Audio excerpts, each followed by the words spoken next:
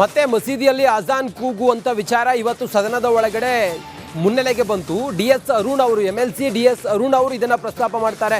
ಖಂಡ್ರೆ ಅವರು ಇದ್ರ ಬಗ್ಗೆ ಅಪಸ್ವರವನ್ನ ಎತ್ತಾರೆ.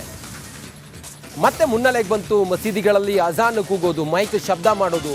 MLC DS ಅರುಣ್ ಅವರು ಮತ್ತೆ ಸಚಿವ ಖಂಡ್ರೆ ನಡುವೆ ವಾಕ್ ಸಮರ ಏರ್ಪಡುತ್ತೆ. ವಿಧಾನ ಪರಿಷತ್ ಕಲಾಪದಲ್ಲಿ ಇಬ್ಬರ ನಡುವೆ ವಾಕ್ ಸಮರ ಆಗುತ್ತೆ.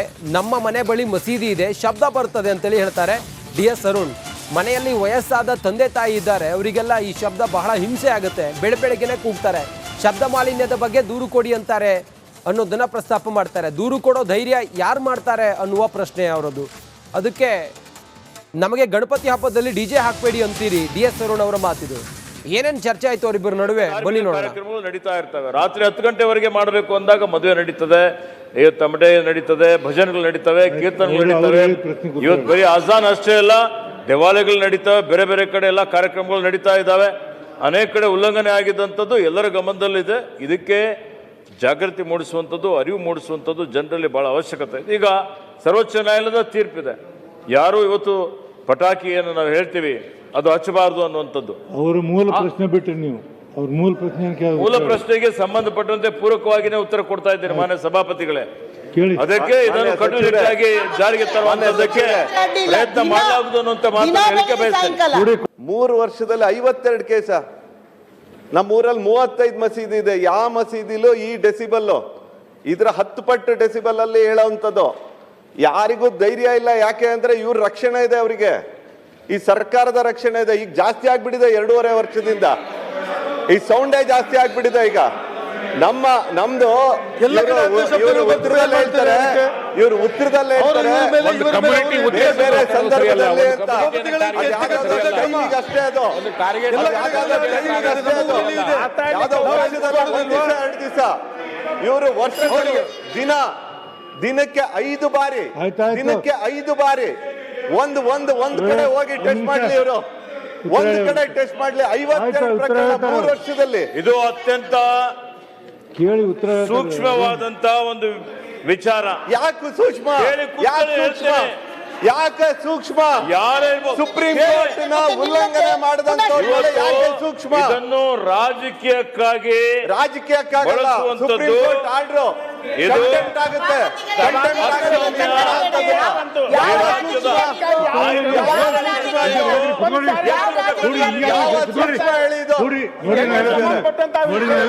ಹೊರಗಾಗ್ತೀನಿ ನಿಮ್ಗೆ ಹುಡುಗಾಟಿಕೆ ಮಾಡ್ತೀರಿ ಅಲ್ಲ, ಮಾನ್ಯ ಸಭಾಪತಿಗಳಿಗೆ ಯಾವ ಸೂಕ್ಷ್ಮ ಅಂತ ಗೊತ್ತಾಗಿಲ್ಲ. ಸುಪ್ರೀಂ ಕೋರ್ಟ್ ಆರ್ಡರ್ ಇದೆ.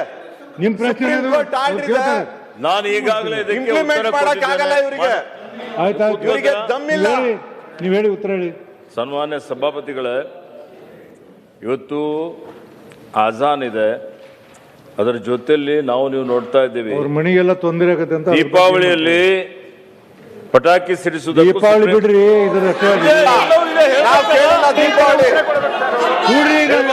ನಾವು ದೀಪಾವಳಿ ಕೇಳಿಲ್ಲ.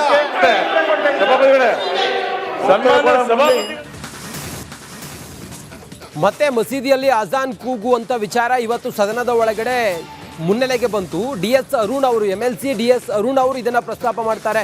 ಖಂಡ್ರೆ ಅವರು ಇದ್ರ ಬಗ್ಗೆ ಅಪಸ್ವರವನ್ನ ಎತ್ತಾರೆ. ಮತ್ತೆ ಮುನ್ನೆಲೆಗೆ ಬಂತು ಮಸೀದಿಗಳಲ್ಲಿ ಅಜಾನ್ ಕೂಗೋದು, ಮೈಕ್ ಶಬ್ದ ಮಾಡೋದು.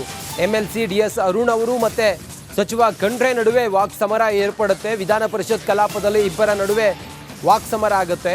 ನಮ್ಮ ಮನೆ ಬಳಿ ಮಸೀದಿ ಇದೆ, ಶಬ್ದ ಬರ್ತದೆ ಅಂತೇಳಿ ಹೇಳ್ತಾರೆ DS ಅರುಣ್. ಮನೆಯಲ್ಲಿ ವಯಸ್ಸಾದ ತಂದೆ ತಾಯಿ ಇದ್ದಾರೆ, ಅವರಿಗೆಲ್ಲ ಈ ಶಬ್ದ ಬಹಳ ಹಿಂಸೆ ಆಗುತ್ತೆ, ಬೆಳಗ್ಗೆನೆ ಕೂಗ್ತಾರೆ.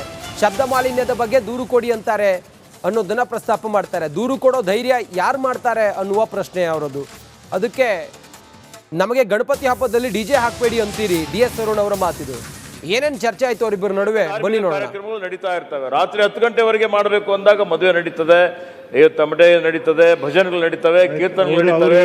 ಇವತ್ತು ಬರೀ ಅಜಾನ್ ಅಷ್ಟೇ ಅಲ್ಲ, ದೇವಾಲಯಗಳು ನಡೀತವೆ, ಬೇರೆ ಬೇರೆ ಕಡೆ ಎಲ್ಲ ಕಾರ್ಯಕ್ರಮಗಳು ನಡೀತಾ ಇದ್ದಾವೆ.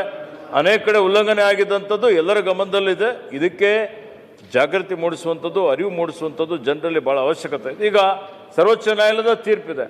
ಯಾರು ಇವತ್ತು ಪಟಾಕಿಯನ್ನು ನಾವು ಹೇಳ್ತೀವಿ ಅದು ಹಚ್ಚಬಾರದು ಅನ್ನುವಂಥದ್ದು. ಅವರು ಮೂಲ ಪ್ರಶ್ನೆ ಬಿಟ್ಟರೆ ನೀವು ಅವ್ರ ಮೂಲ ಪ್ರಶ್ನೆ ಮೂಲ ಪ್ರಶ್ನೆಗೆ ಸಂಬಂಧಪಟ್ಟಂತೆ ಪೂರಕವಾಗಿನೇ ಉತ್ತರ ಕೊಡ್ತಾ ಇದ್ದೇನೆ ಮಾನ್ಯ ಸಭಾಪತಿಗಳೇ.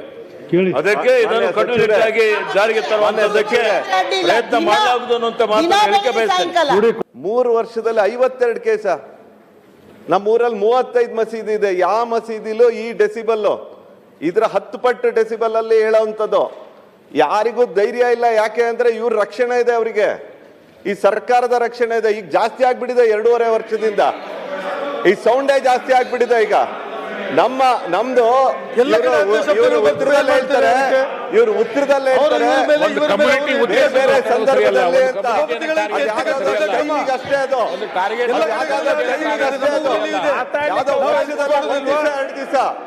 ಇವರು ವರ್ಷಗಳಿಗೆ ದಿನಕ್ಕೆ 5 ಬಾರಿ ದಿನಕ್ಕೆ 5 ಬಾರಿ ಒಂದು ಕಡೆ ಹೋಗಿ ಟೆಸ್ಟ್ ಮಾಡ್ಲಿ. ಇವರು ಒಂದು ಕಡೆ ಟೆಸ್ಟ್ ಮಾಡ್ಲಿ. 52 ಪ್ರಕರಣ 3 ವರ್ಷದಲ್ಲಿ. ಇದು ಅತ್ಯಂತ ಕೇಳಿ ಉತ್ತರ ಸೂಕ್ಷ್ಮವಾದಂತ ಒಂದು ವಿಚಾರ.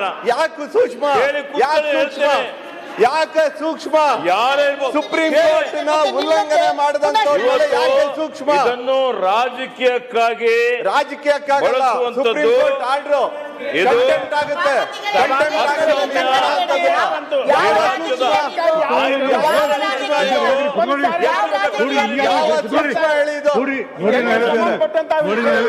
ಹೊರಗಾಗ್ತೀನಿ ನಿಮ್ಗೆ ಹುಡುಗಾಟಿಕೆ ಮಾಡ್ತೀರಿ ಅಲ್ಲ, ಮಾನ್ಯ ಸಭಾಪತಿಗಳಿಗೆ ಯಾವ ಸೂಕ್ಷ್ಮ ಅಂತ ಗೊತ್ತಾಗಿಲ್ಲ. ಸುಪ್ರೀಂ ಕೋರ್ಟ್ ಆರ್ಡರ್ ಇದೆ.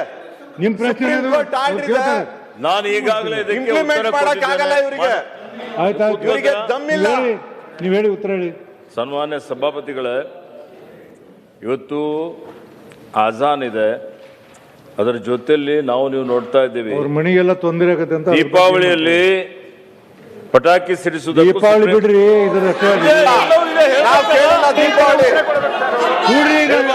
ನಾವು ದೀಪಾವಳಿ ಕೇಳಿಲ್ಲ.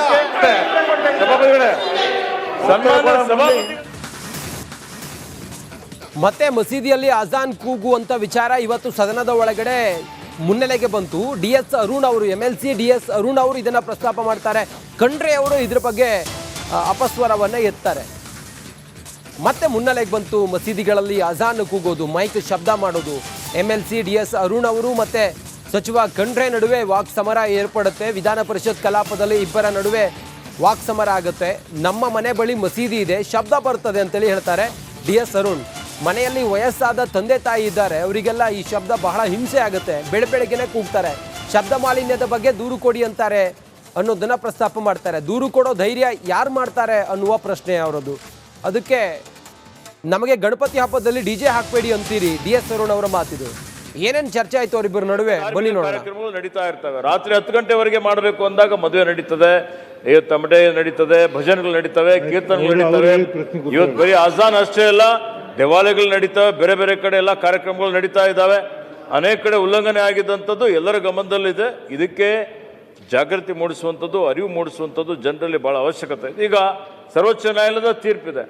ಯಾರು ಇವತ್ತು ಪಟಾಕಿಯನ್ನು ನಾವು ಹೇಳ್ತೀವಿ ಅದು ಹಚ್ಚಬಾರದು ಅನ್ನುವಂಥದ್ದು. ಅವ್ರ ಮೂಲ ಪ್ರಶ್ನೆ ಬಿಟ್ರಿ ನೀವು. ಅವ್ರ ಮೂಲ ಪ್ರಶ್ನೆ ಮೂಲ ಪ್ರಶ್ನೆಗೆ ಸಂಬಂಧಪಟ್ಟ